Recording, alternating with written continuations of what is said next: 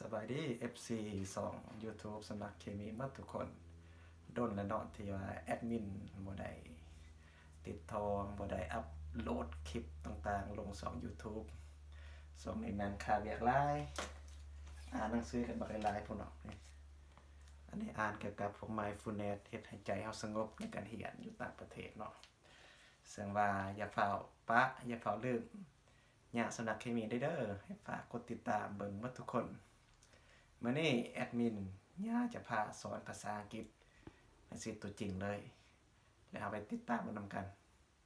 เรียนภาษาอังกฤษอยู่ส่วนวายนำกันเลยเนาะซึ่งว่าเซาเนาะเซาหรือว่าลักหัวบ้านเฮานี่ภาษาอังกฤษเรียกว่า post เดี๋ยวแอดมินจะเขียนลงใส่ description ของวิดีโอนี้ให้เบิ่งเนาะซึ่งว่าตัวนี้เป็นเส้นลวดเนาะภาษาอังกฤษเรียกว่า wire เนาะ wire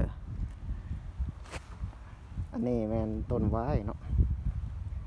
เดี๋ยวต้นงามก่อนเนาะซึ่งว่าต้นไว้นี่เนาะตัวนี้เขาเอิ้นว่าstump เนาะจากเครือดินเนาะภาษาอังกฤษว่า stump ซึ่งstump นี่มันจะมีเป็น V shape ตัวนี้เนาะเป็นว่า crane เนาะซึ่งว่า V shape นึงมี2 crane ก็เป็น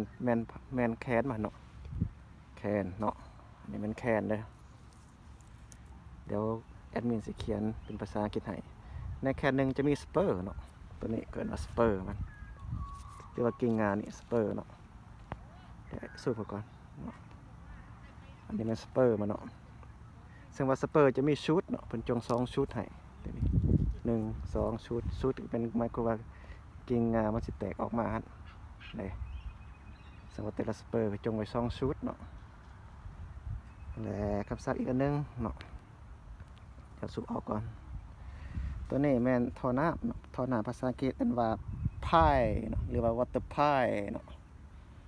และเขาจะเรียกเป็น row เนาะ row ก็หมายความว่าเป็นแถวเนาะ row ตัวเทิงก็แม่น